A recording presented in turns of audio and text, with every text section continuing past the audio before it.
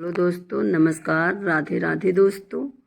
हमारे भक्ति सागर चैनल में आप सभी का स्वागत है। हम आप लोग को एक पंडित जी और हनुमान जी का और एक वकील साहब की कहानी सुनाने जा रही हूँ। आपको कैसा लगेगा यह कहानी कमेंट में ज़रूर बताइएगा। लाइक करिएगा, कमेंट करिएगा, ज़्यादा से ज़्यादा शेयर करिएगा। अपना प्यार दुलार बनाए रखिएगा। और जो लोग मेरे वीडियो पर नए हैं प्लीज़ सब्सक्राइब करिएगा और ज़्यादा से ज़्यादा शेयर करिएगा। चलिए सुनाते हैं। एक पंडित जी रामायण कथा सुना रहे थे। लोग आते और आनंद विभोर होकर चले जाते। पंडित जी का नियम था, रोज कथा शुरू करने से पहले आइए हनुमंत जी विराजिए कहकर हनुमान जी का आह्वान करते थे।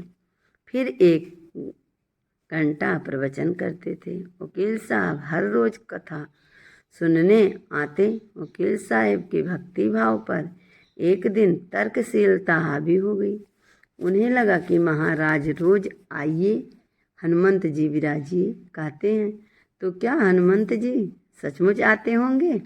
अतः वकील साहब ने पंडित जी से पूछ ही डाला, महाराज जी, आप रामायण की कथा बहुत अच्छी कहते हैं, हमें बहुत अच्छा लगता है, परंतु आप जो गद्दी प्रतिदिन हनुमान जी को देते हैं उस पे क्या हनुमान जी सचमुच आकर बैठते हैं?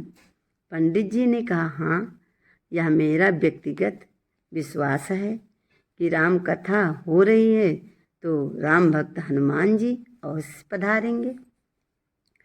वकील ने कहा, हनुमान महाराज, ऐसे बात नहीं बनेगी। हनुमान जी यहाँ आते हैं इसका आपको सबूत देना पड़ेगा। आपको साबित करके दिखाना पड़ेगा कि हनुमान जी आपकी कथा सुनने आते हैं। महाराज जी ने बहुत समझाया कि भैया, आस्था को किसी सबूत की कसौटी पर नहीं कसना चाहिए। यह तो भक्त और भगवान के बीच का प्रेम रस है, व्यक्तिगत श्रद्धा का विषय है। आप कहो तो मैं प्रवचन करना बंद कर दूंगा, आप कथा में आना छोड़ दो। लेकिन वकील नहीं माना। वो कहता ही रहा कि आप कई दिनों से दावा करते आ रहे हैं कि यह बात और स्थानों पर भी कहते होंगे, इसीलिए महाराज आपको तो साबित करना होगा कि हनुमान जी कथा सुनने आते हैं। इस तरह दोनों के बीच वाद विवाद बढ़ता गया और संघर्ष होने लगा। हार कर पंडित महाराज जी ने कहा, हनुमान जी हैं या नहीं उसका सबूत करके दिखाऊंगा। कल कथा शुरू हो तब प्रयोग करूंगा। इस गद्दी पर हनुमान जी को विराजित होने को कहता हूँ। आप उस गद्दी को लेकर आना और मैं कल उस गद्दी को यहाँ रखूँगा। मैं कथा से पहले हनुमान जी को बुलाऊँगा, फिर आप गद्दी उठाना। यदि आप से गद्दी उठी तो समझना हनुमान जी नहीं हैं। वकील इस बात को मानने के लिए तैयार हो गया। पंडित जी ने कहा, हम दोनों में से जो पराजित होगा वह क्या करेगा, इसका निर्णय भी कर लें, यह तो सत्य की परीक्षा है। वकील ने कहा, मैं गद्दी ना उठा सका तो वकालत छोड़कर आपसे दीक्षा ले लूँगा।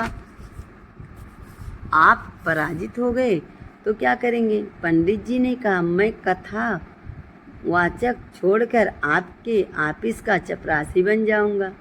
अगले दिन कथा पंडाल में भारी भीड़ हुई।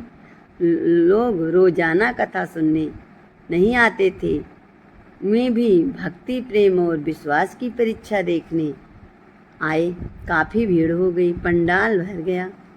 श्रद्धा और विश्वास का प्रश्न जो था, पंडित जी महाराज और वकील साहब कथा पंडाल में पधारे। गद्दी रखी गई। पंडित जी ने सजल नेत्रों से मंगल चरण किया और फिर बोले, आइए हनुमंत जी विराजिए। ऐसा बोलते ही पंडित जी के नेत्र सजल हो उठे। मन ही मन पंडित जी बोले, प्रभु, आज मेरा प्रश्न नहीं बल्कि रघुकुल रीति की परंपरा का सवाल है। मैं तो एक जन साधारण हूँ। मेरी भक्ति और आस्था का लाज रखना। फिर वकील साहब को निमंत्रण दिया गया, आइए गद्दी उठाइए। लोगों की आंखें जम गईं। वकील साहब खड़े हुए।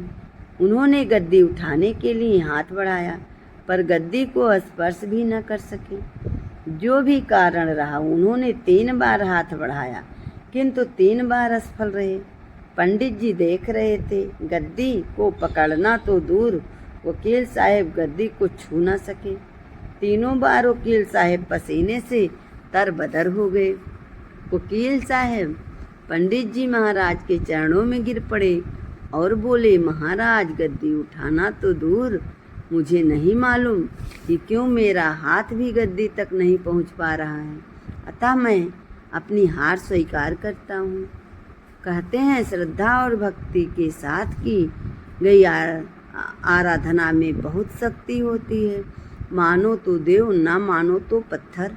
प्रभु की मूर्ति तो पत्थर की ही होती है, लेकिन भक्त के भाव से उसमें प्राण प्रतिष्ठा होती है तो प्रभु विराजते हैं। श्री राम जी की जय है। हे नाथ, आप कृपा के सागर हैं। लेकिन यह देखकर हैरान हुआ कि गांव का एक भिखारी उससे पहले से ही मंदिर में मौजूद था।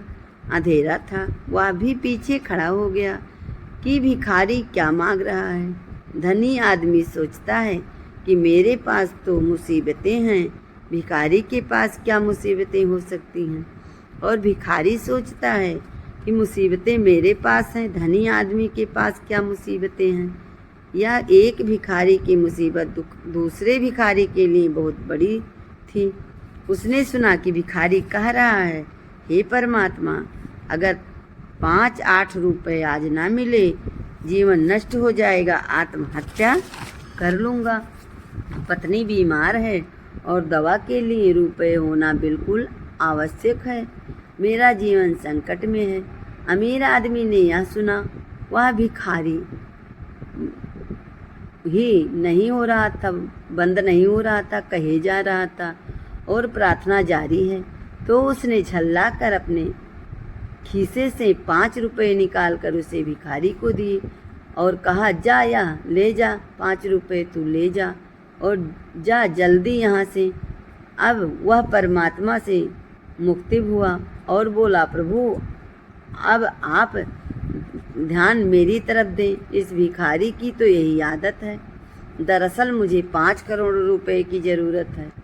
भगवान मुस्कुरा उठे, बोले, एक छोटे भिखारी से तूने मुझे छुटकारा दिला दिया, लेकिन तुझसे छुटकारा पाने के लिए तो मुझको तुमसे भी बड़ा भिखारी भी ढूंढना पड़ेगा।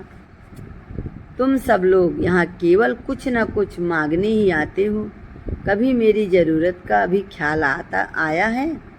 धनी आश्चर्यचकित हुआ, बोला, प्रभु आपको क्या चाहिए? भगवान बोले, प्रेम। मैं भाव का भूखा हूँ, मुझे निस्वार्थ प्रेम हुआ।